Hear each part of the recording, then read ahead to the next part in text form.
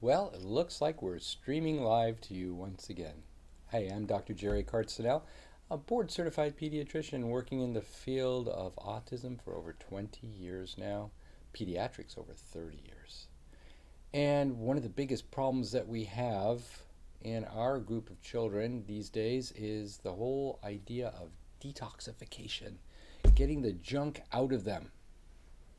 And the systems that are involved with that are complex, and the good news is we can help those systems too. The question that I was thinking about, though, as I was putting this together for you, would be what are we detoxifying? And what we decide to detoxify is going to have a lot to do with what we're going to use to help us detoxify. For example, if we're trying to detoxify heavy metals, are we trying to detoxify the materials that are being released when we're killing yeast or bad bacteria?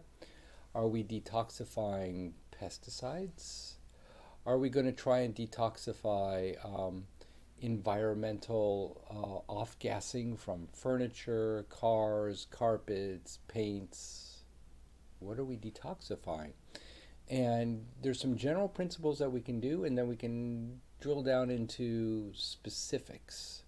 Okay, so we're going to work on detoxification, and it was so complicated that I actually presented a few slides for you to see, because of the fact that we're going to have to. It'd be very hard to teach this concept in a just me talking kind of a thing. So I got some show and tell for you today. And so let's go to the first slide here. Improving methylation. You know, when we talk about um, detoxifying, we are given this beautiful thing by God to help us detoxify, and it's called the methylation pathway. And very often in the methylation pathway, there are things that either genetically we don't have enough of, or there's components that our children or ourselves aren't taking in. So areas that we can actually help in this methylation pathway, I just highlighted for you. And you can see we can improve the methylation pathway by the addition of, and many of you have heard about this before, methyl B12. Dimethylglycine or trimethylglycine, you'll see that in the middle there, TMG. Adding zinc, you know me, I've been talking about adding zinc all the time for our kids. Vitamin B6, N-acetylcysteine, glutathione, terrific taurine, magnesium sulfate, and then folinic acid that I use very often in the form of leucovorin.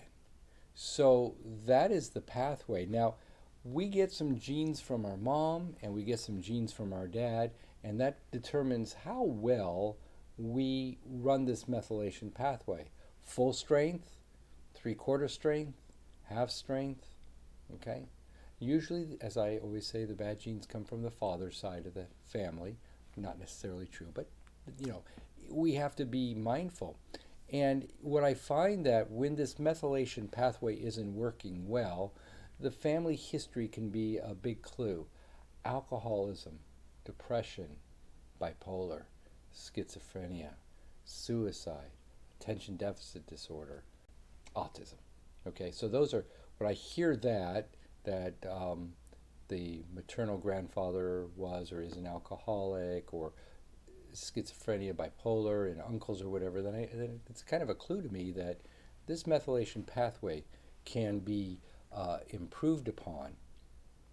So what do we do to support our detoxification pathways?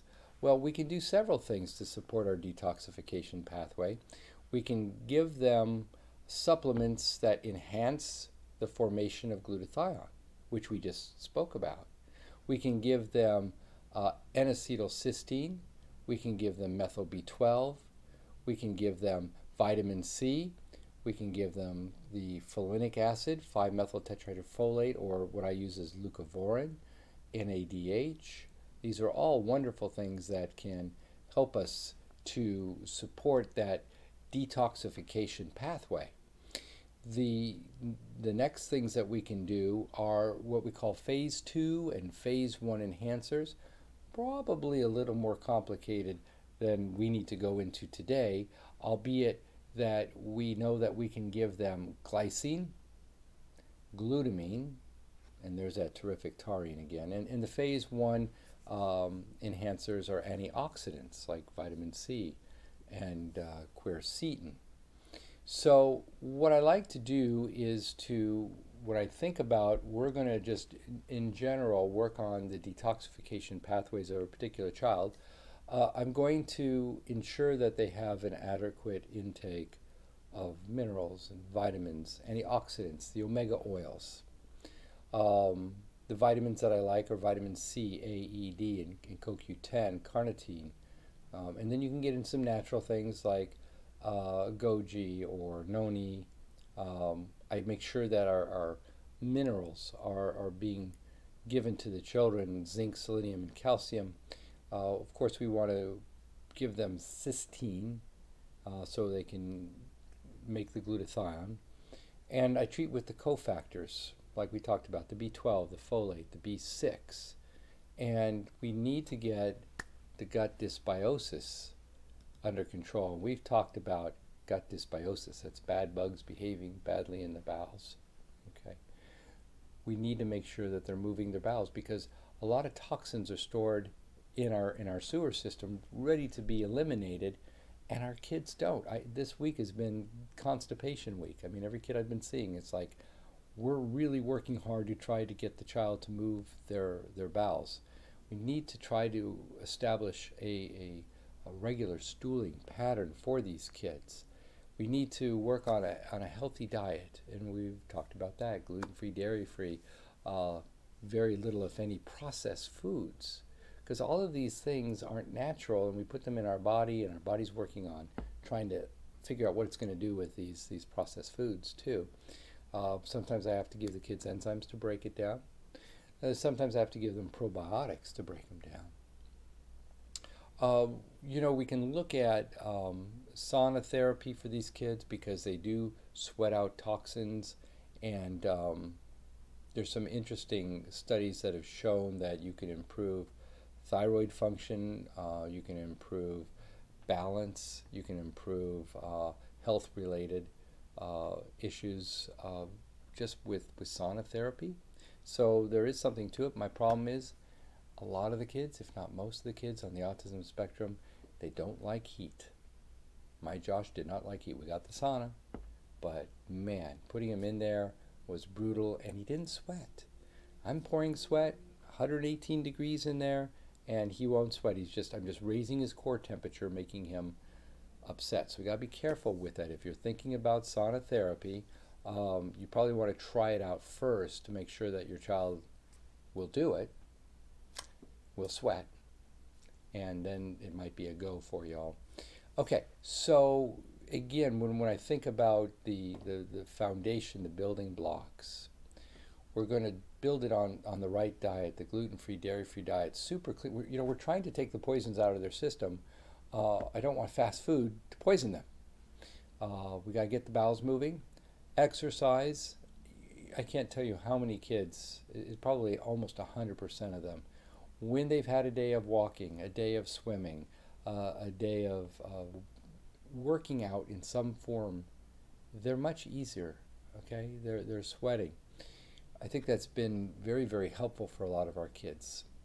The antioxidants, the vitamin and mineral, and chelation only if necessary. To pull the toxins, to start actually pulling the toxins that we can do. We'd been concentrating on maximizing the methylation pathway, but what else can we give? We can give things like vitamin C, humic or fulvic powder blends, cilantro, silica, chlorella, dandelion, quercetin. These are things that I use in my clinic. It's a lot to do. I have, fortunately, supplements that put it all together, like something called toxin pull, and things to help the body remove these toxins for our kids. So from a laboratory point of view, there are things that we can measure in our children. Um, but as far as what we actually have to do day to day, it can't really be measured. Yeah, I can look for um, I can definitely look for things that are in the body that are telling me there are toxins to be pulled, and maybe we should talk about that. So if you write your questions now, okay, I can get to them, and I'll try to get to all of them before we're done here. But I know there's a lot of questions on this. So I started discussing detoxification and what I use. On the other hand, I said, but it kind of depends on what we're trying to detoxify. And sometimes what you're thinking we need to detoxify is actually a manifestation of, say, elevated inflammatory markers or inflammation, and we think they're having a Herxheimer reaction. Well, a Herxheimer reaction is kind of a inflammatory crisis, and there's a lot of confusion about it. The Herxheimer reaction used to refer to the breakdown of encapsulated bacteria from, say, an antibiotic releasing toxins, and it's become more generalized now to refer to any time we're killing something and it's breaking down and releasing toxins. It doesn't have to be just the bacteria that, say, Herxheimer had first described. So, what can we do if we want to detoxify the toxins that are being released by something I'm doing? Antifungal, antibiotic, antiviral, antiparasitic. Something's going on in that child and it's making a problem. Well, the first thing you want to make sure is that what we're using isn't causing the problem. Because remember, these medications, whether they be antifungals like nystatin or antibiotics, they're kind of toxins too. They're foreign substances that I'm introducing into your child to do something.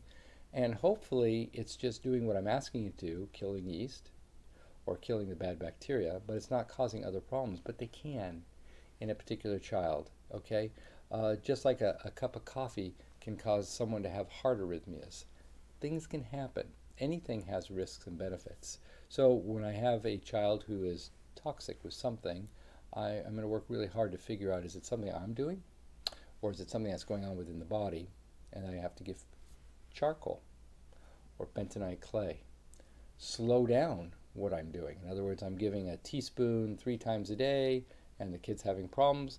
Maybe I should give a quarter teaspoon once a day for a couple of days, quarter teaspoon twice a day for a couple of days, and build back up and slow down that whole process.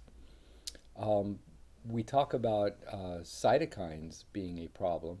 The cytokines can cause this are part of the inflammatory process. So there are supplements I can use like quercetin, excuse me, that we can slow down that process of cytokine release and the inflammation that goes along with it.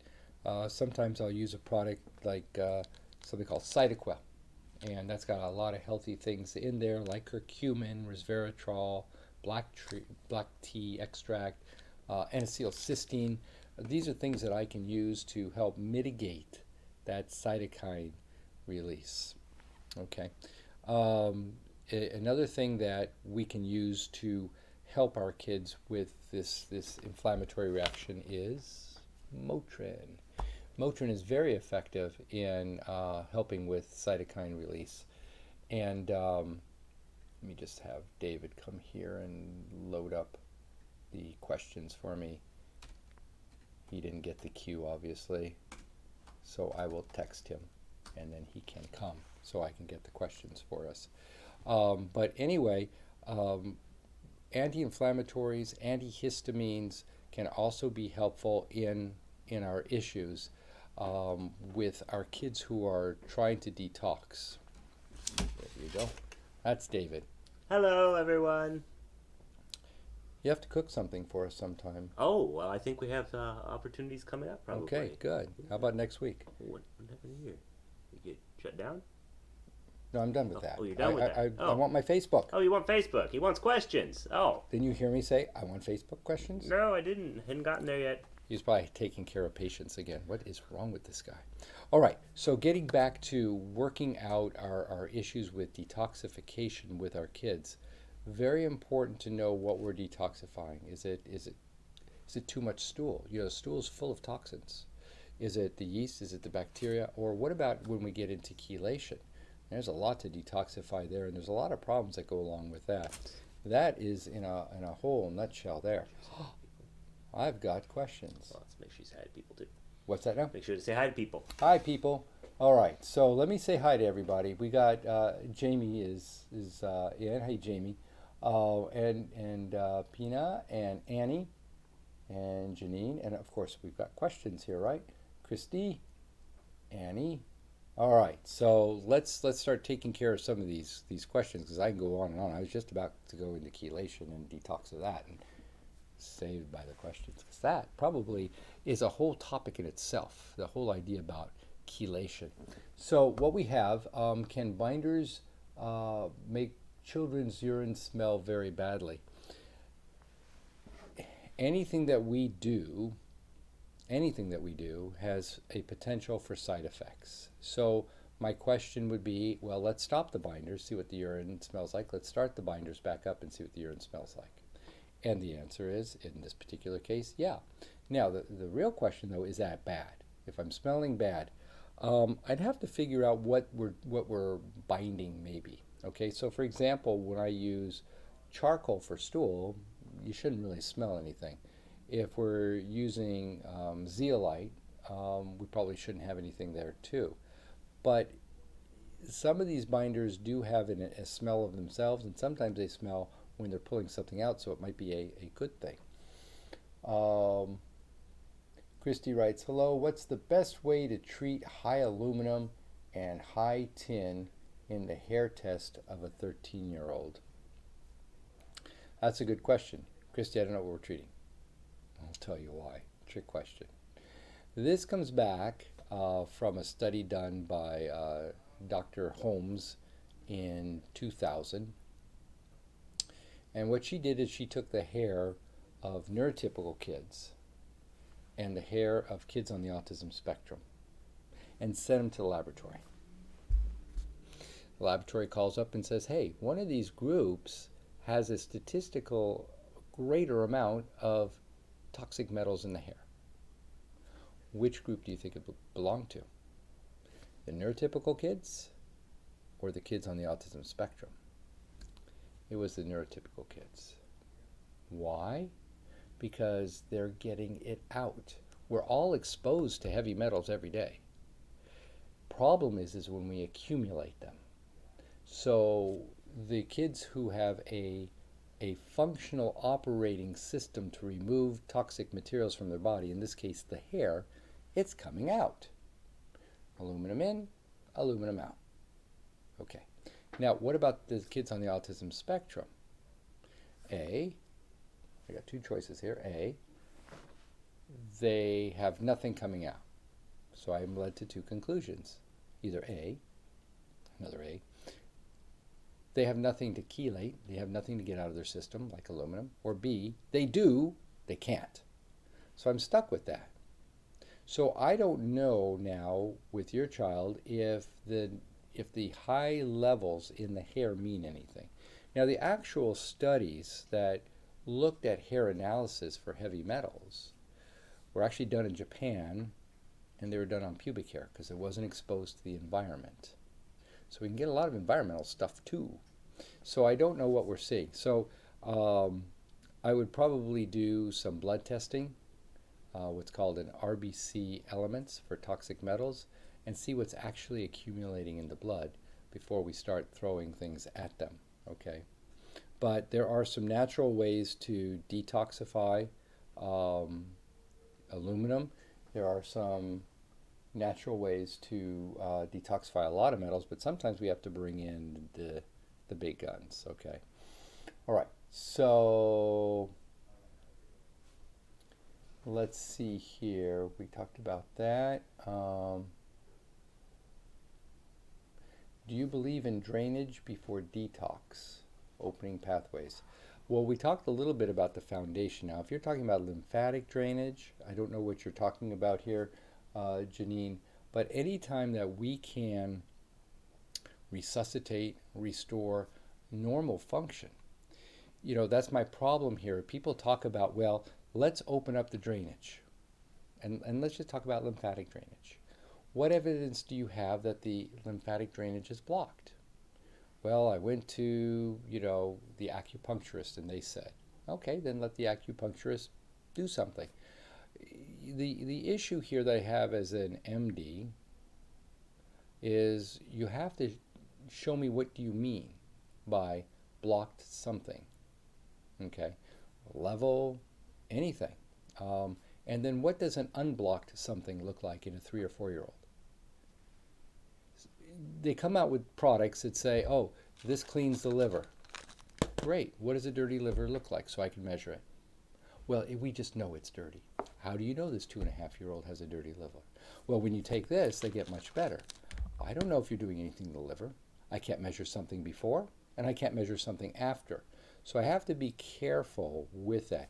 If you're talking about drainage of urine, drainage of stool, absolutely. But sometimes I get into some weird things, and it might all be true and correct, but it's outside the area that I can measure and feel comfortable with that what we're doing is actually helping. All right, so let's see here. But restoring natural pathways is always best, okay? Sleeping, pooping, eating, drinking, all these pathways that a human being requires, I think it's always best to do that. All right.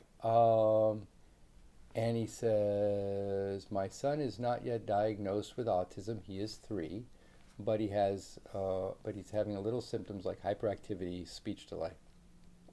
We have started the Nemechek protocol 1 month ago. Just wanted to ask, can vitamin C reduce the stimming?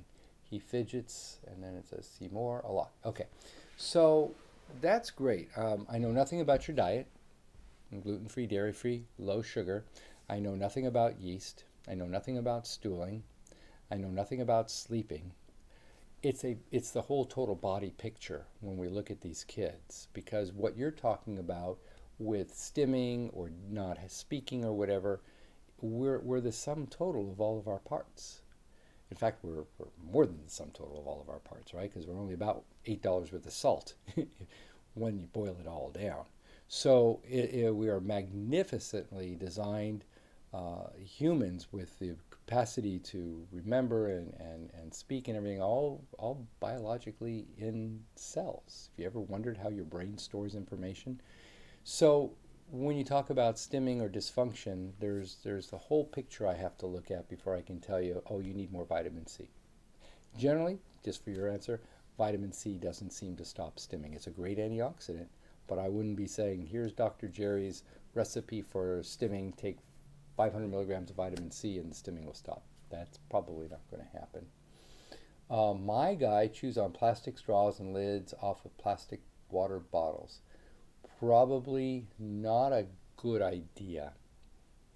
Anytime we're chewing on plastic, and the more you read about plastic and microplastic particles and nanoplastic particles, and they talk about chemicals that are forever chemicals that never leave planet Earth once they're created. They don't break down.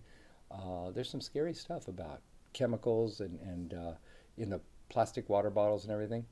He chews on them. That means he gets to them. So I would probably make sure that he doesn't get to them. I would change to the metal water bottles. I wouldn't give this child a glass one. He'd probably chew on that one. But I'd probably change over to the water bottles that are made out of, stainless steel that have been certified. So he doesn't have an opportunity to chew on plastic straws and lids and things like that. Plastics can be very harmful. They're even talking about even our drinking water that we buy bottled water. That's not so clean. There's a lot of stuff in there that we probably shouldn't be exposing ourselves to. Alrighty. So, and he says, which vitamin C is best for a 3-year-old child?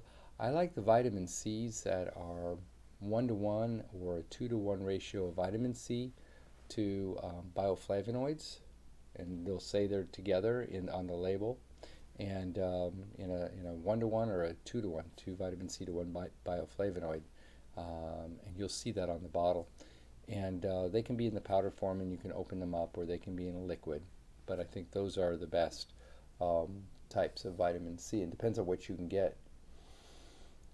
Um, let's see. And Janine says, oh, she's talking to Pam. Okay, sorry. Don't want to get in on conversation. CDB choline, what is the supplement for, and what gains can we get from it? I think I like our cholines for language. I like what it does with the cell membranes and the connectivity that happens between cells. Now, it takes a while for it to work because the brain is slow to take up substances. It's a protective mechanism. And but I tend to think about choline for calming, and I think about choline for language. All right. Christy, you're up next. My son has a bad odor in his underarms and tested negative for early puberty. Best approach to help eliminate that. Um, that could be well, it is bacteria. It's a bacterial overgrowth. I would be wondering what's growing in his stool, and sometimes I've actually had to treat these kids with an antibiotic, sometimes topical, and sometimes oral to get rid of that smell. So the smell that is coming from his pits is most likely due to bacteria, and there's an overgrowth somewhere, and it might just be limited to his arms, but it might be elsewhere. Some of these kids who are heavy sweaters, they sweat a lot, will tend to be a little bit more odoriferous. Okay. And let's see here.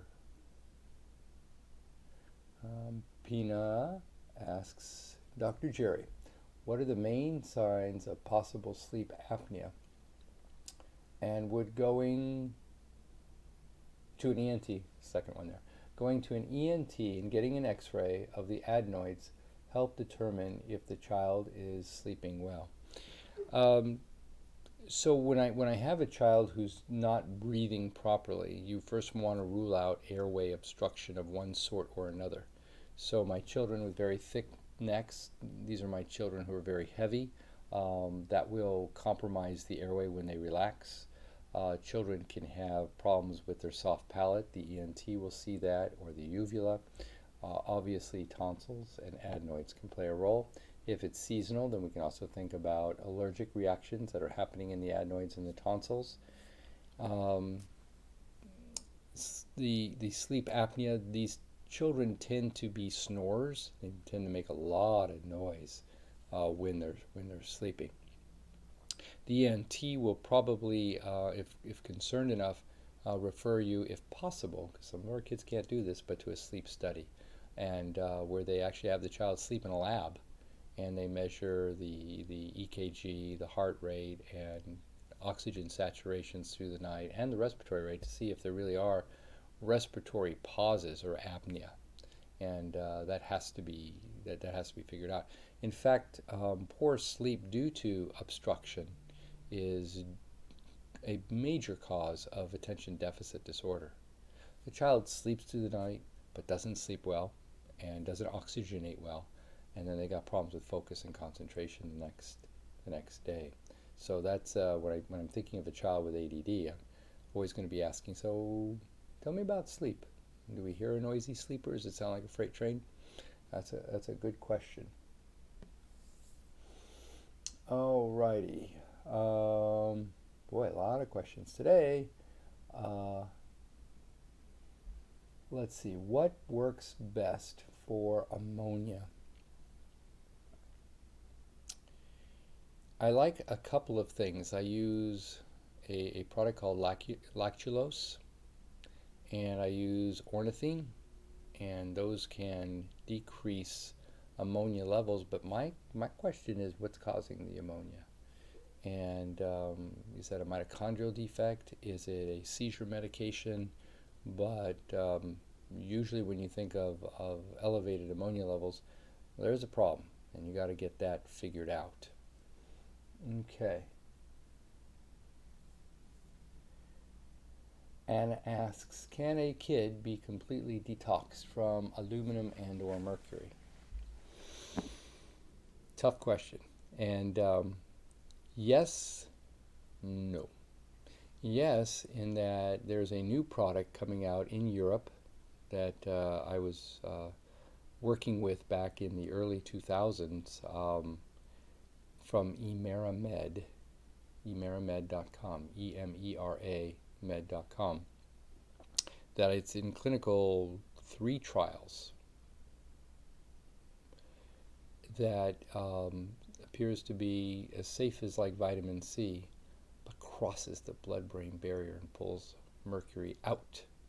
Okay, so that's really exciting. Other materials that we have to chelate mercury have not yet demonstrated that they cross the blood-brain barrier. It still does a good job pulling mercury from fat tissue around the heart and the gut and the buttocks, but the brain is what we're after, right? So first you want to establish that you do have a high mercury level, and if that's the case, then we would start with DMSA. But for now, if you really want to get the mercury out, if you really strongly suggest that, you're going to want to go to Switzerland to sample the chocolates and sample the Emeramed, because of the fact that that's the only thing that I know of that really clinically demonstrates that it can pull mercury out. A lot of products say it pulls mercury out. They are through their FDA in Europe, have clinically proven it's going to be an on label. It says this chelates mercury. Okay, so it's great. They've worked with gold miners who use mercury to extract gold, and then they heat the gold to get rid of the mercury. And these workers in Northern Africa breathe in the mercury and get toxic. A lot of exposures. I think it's going to work with aluminum too, but I haven't seen that data yet, but they're talking about that. So it's a pretty exciting substance.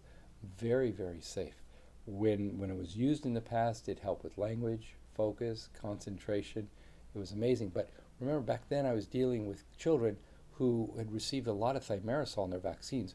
We still have a little bit of mercury in the vaccines, a little bit, but enough to make you want to chelate that. So it's coming, and I think hopefully next year it'll come out of clinical 3 trials and actually be approved for all of Europe. So you may not have to go just to Switzerland. You might be able to go to Italy, or if anything opens up again, that is, right? So let's see, and let's see. I'm moving down here. What about TRS, heavy metal detox spray? I'm going to say, go for it. Show me what you're detoxing, and show me how the TRS is detoxifying it. In other words, when I chelate, here's what I do. I get, if I can, a 6-hour urine, say on a Friday, from 9 to 3. 9 in the morning to 3 in the afternoon. 6 hours of urine. Boom. Saturday, I give the chelating agent that I think is appropriate for that child. 8 in the morning, 9 in the morning, just like on Friday, I start collecting the urine till 3, just like I did the day before, giving another chelating dose at noon. And I send that to the lab. And the lab is going to come back with all the heavy metals. 1, without the detoxifier, 2, with. And it'll give you a bar, right? So little bar for mercury, a little bar for lead, but over here, big bar for mercury. That means my chelator is working. I can show you, I can show mom, I can show dad that this chelator is working. Here's how much we had, and then I can follow that over time. So in 3 months I do it again, and hopefully I see that bar getting smaller and smaller, 6 months smaller, and 9 months, hey, we're done. We've chelated all that we can with this chelator. When we use these other products, we're taking it on a matter of everybody says it works. And I'm like, how do we know it works? And what am I chelating? Is it coming out through the stool? Is it coming out through the urine? What's happening with it? And that's where I have a problem with some of these products. Not that they're not working, because I can't say that, but I can't say they're working either. Okay. So, well, parents say I used the spray and the kid got much better. Great. Who said that? Well, I read it online. Who wrote it? Okay. So you're catching my drift. So I'm not saying anything. There's a lot of companies out there who make chelation products. Um, how have they tested them in 2-year-olds, 3-year-olds, 4-year-olds? How have they, when they say, for example, this is chelating heavy metals out of the brain. How do you know? Did you do a biopsy of the brain before and after? How do you know that? So I always read things with an open mind. I'd say that's very interesting. I'm kind of excited about what I'm reading here, but I wonder how they drew that conclusion. And that's where I get stuck on some of these products. Okay, they're certainly safe. Okay, I have no problem with that. I just don't know the validity of what they're saying is true. Did they demonstrate that to the FDA? Did they demonstrate it with 500 rats? 500 rats, 250 of them, all of them get a toxic metal load. This group got this spray, this group didn't.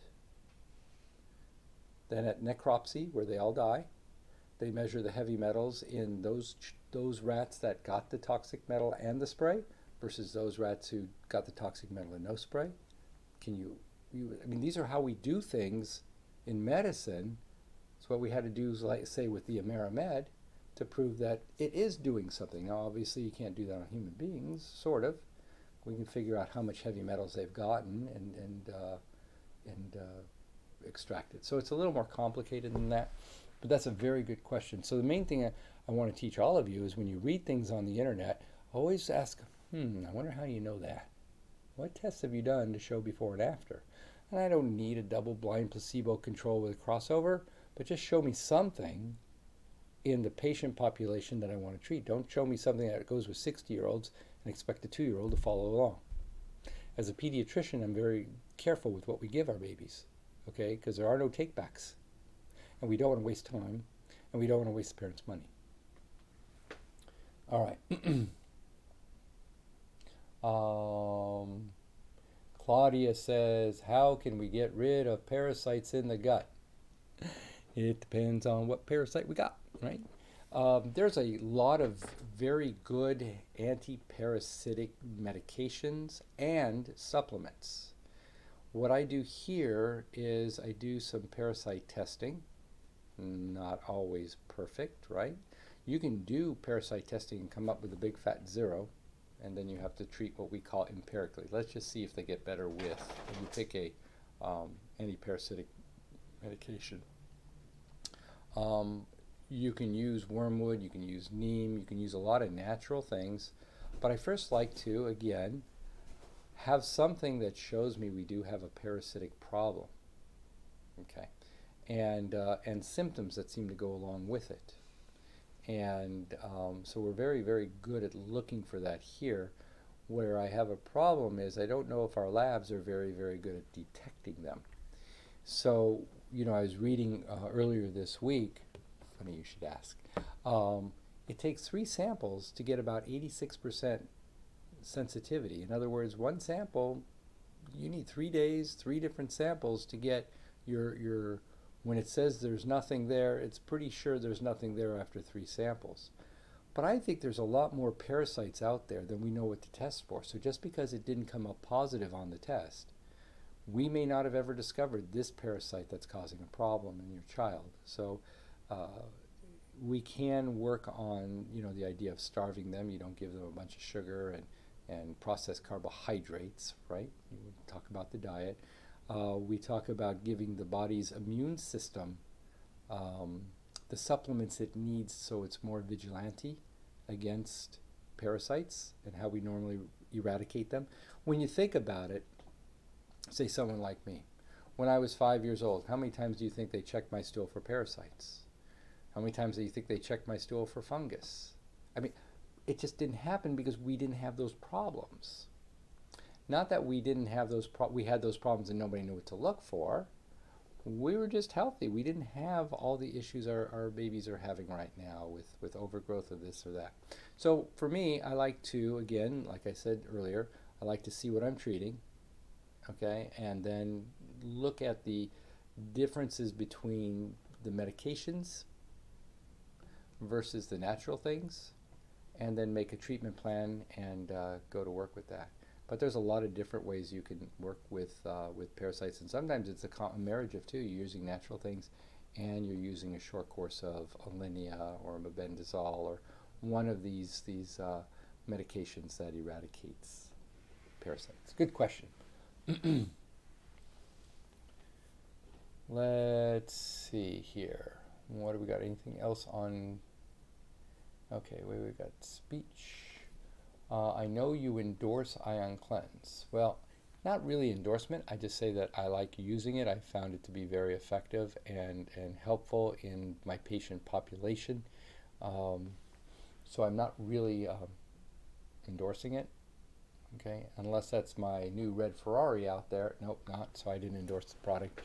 Um, but it has been very helpful for many of my patients for opening up those pathways that we started this question and answer with of removing toxins from the body.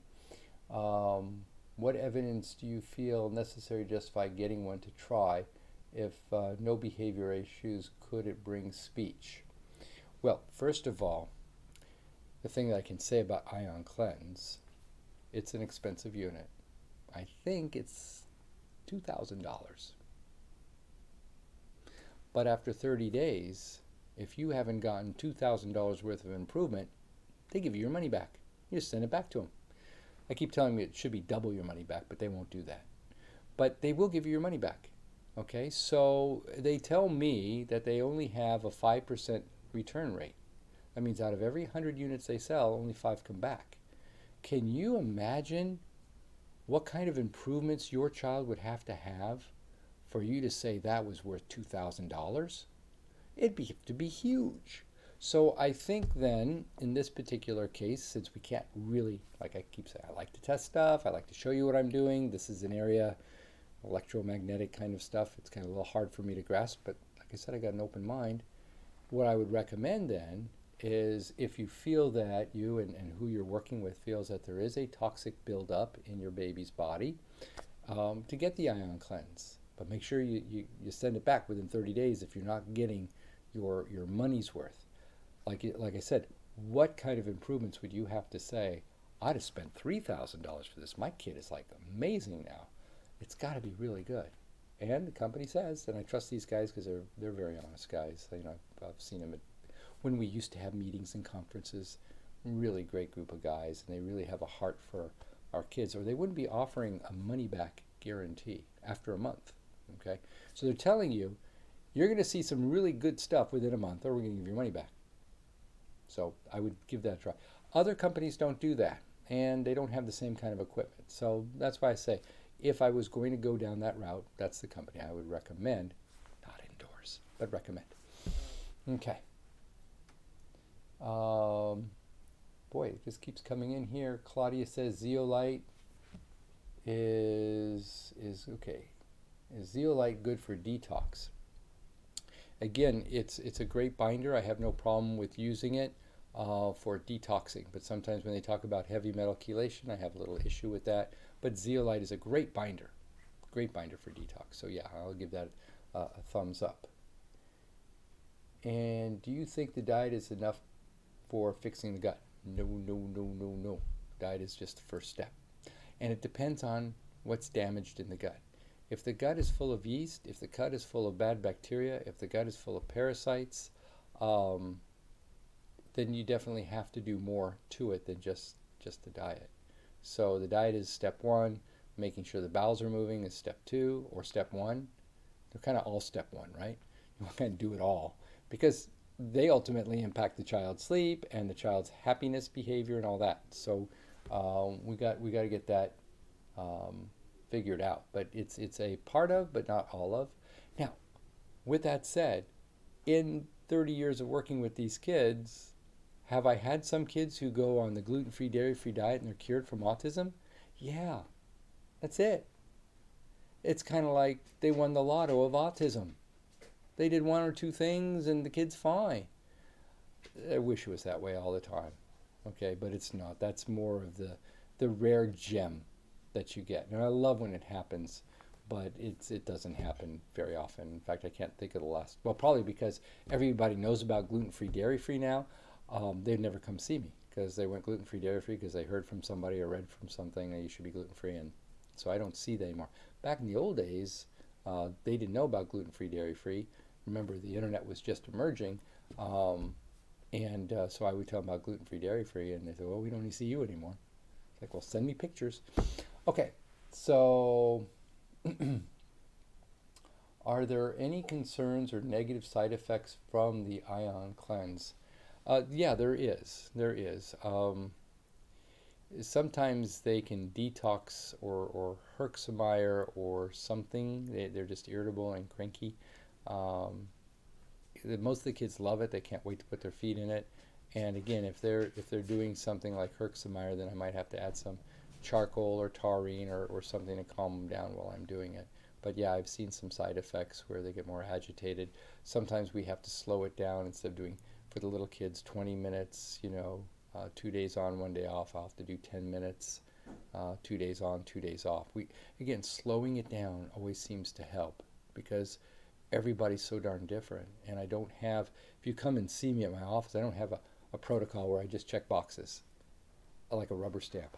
I can't do that because, like I've used this analogy over and over again, our autism spectrum is so different. In fact, if you know children on the autism spectrum, they're different than yours, yet they have the same title, the same diagnosis.